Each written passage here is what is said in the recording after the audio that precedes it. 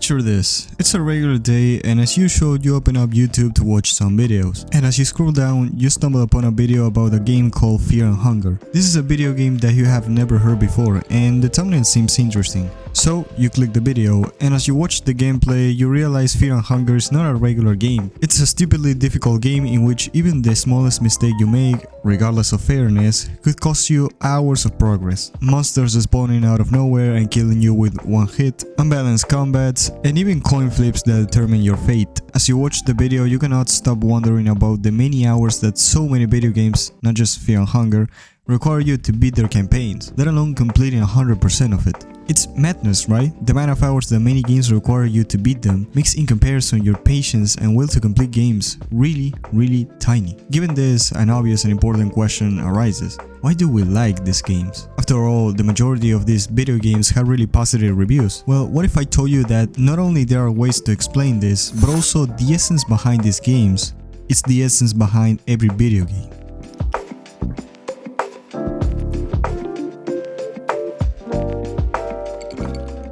When a person states while playing a video game that the game is quote-unquote too hard, we, being the Discord moderators that we are, automatically know what this person is talking about, because we all feel the same thing at some point while playing video games. But in order to understand why there are really hard games that some folk actually enjoy, we have to first understand what difficulty is like from the game design perspective. For starters, the definition of a game is not really clear. There are a lot of definitions with many caveats, but for today's video I'm going to stick with this one. A game is a voluntary problem-solving activity. Now, the word problem may seem weird to you. However, we can understand a problem in this context as an obstacle too. Every video game has obstacles. Those could be really obvious, for example in Silent Hill we have to reach the end of the hallway without getting killed, or those could be really subtle like in Night in the Woods, a game in which the main obstacle, quote-unquote, is making the right decisions throughout the game in each dialogue choice to get pleasing outcomes that we won't regret later on. Every obstacle stops the player from making progress and reaching the ending, and the more time a player has to spend in improving their skills to overcome those obstacles, the harder the game will be considered. So why would a person be willing to lose over and over again in order to complete a video game? Well, according to some psychological studies, don't take me really seriously, I'm not a professional, human beings like to solve problems, generally. When we face a problem, a puzzle, or really any adversity, and once we overcome it, our brain naturally rewards us with the production of some dopamine, which makes us want to look forward to other problem-solving activities in the future, due to the potential reward of dopamine. This can be translated as a person playing God of War, for example,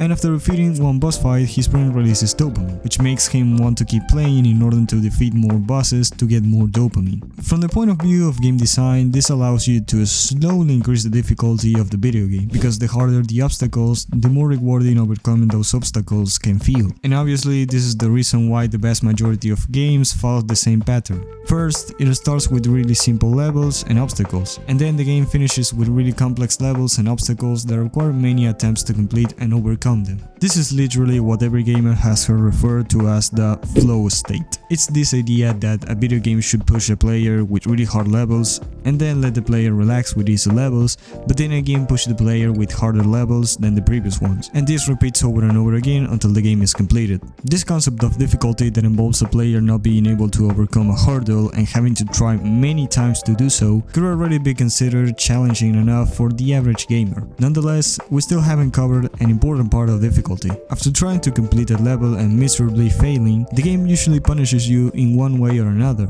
The punishment could be something as bearable as stepping back a couple of rooms and losing no more than 4 minutes of progress, or the game could literally throw you back to the last save point and take away from you 2.5 hours of progress. This part of difficulty could be balanced with the basic definition of difficulty already mentioned from the beginning of this video to create a moderate experience. Or maybe you could throw moderation out of the fucking window and turn up all the dials to the maximum and get the experience of Darkest Dungeon, a game about dungeons in which a single run could take about 45 minutes to an hour. And if you die in the middle of the run or at the very end of it, well, not only you'll waste an hour of your life, but you will also lose part of the items and progress you made by conquering previous dungeons. Many of you will think that really unbalanced games like this one are really frustrating and unenjoyable. And while that could be true for the majority of mortals like you and I, there's a small percentage of people who actually enjoy these types of game and give them positive reviews in Steam.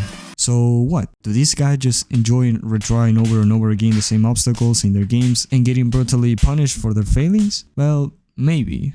Who knows? But let's recap some of the things that I said in this video and try to understand why they like these games. Video games are a problem-solving activity that we love because of the dopamine our brain releases once the activity is resolved. And the bigger the problem is and the harder the game gets, the more rewarding overcoming the challenge can feel. Of course, this is just a partial explanation, but we have yet to understand why certain groups of people like these games with extreme difficulties, and others just find it frustrating. The reason for this can be probably found in genetics and the mental development of each person. You see, everyone's psychology is different, which makes our personality and behavior unique to us. However, this mental development can also determine the person's competitiveness and their tolerance for frustration. Thanks to this, there's always going to be a group of people who can keep retrying a level over and over again until they beat it and get tasty dopamine, instead of just getting mad and quitting like the vast majority of people. One of the things that I discovered while doing a little bit of research for this video was the big debate that exists on the internet of what should a video game be and what should developers prioritize while making their games. Some people say that a video game should be a problem-solving activity, sure, but with problems whose difficulty is balanced according to each player's tolerance, while others argue the complete opposite. A video game should be as hard as possible so the reward for beating it feels bigger. I, on the other hand, believe that a video game could be as difficult or as easy as the developers want, because, to me, a video game is a piece of interactive entertainment that aims to give players a certain type of experience, and in this sense, difficulty is just one aspect of a video game that helps the game to deliver a specific experience. Take for example Night in the Woods and Darkest Dungeon. Both of them have different difficulties, but that's because they aim towards different experiences. Night in the Woods is a game about remembering and reliving a nostalgic past, while Darkest Dungeon is a game about overcoming really dark and dangerous dungeons. Of course, it's still true that a game needs at least a minimum of difficulty. However, these extreme games are not for everyone. Believe me when I tell you that I would personally prefer to chill while playing Stray than smashing my head against the keyboard every time I get killed in Darkest Dungeon. So that's it for this video. Let me know what you think in the comments section and see you in about 6 months. Goodbye.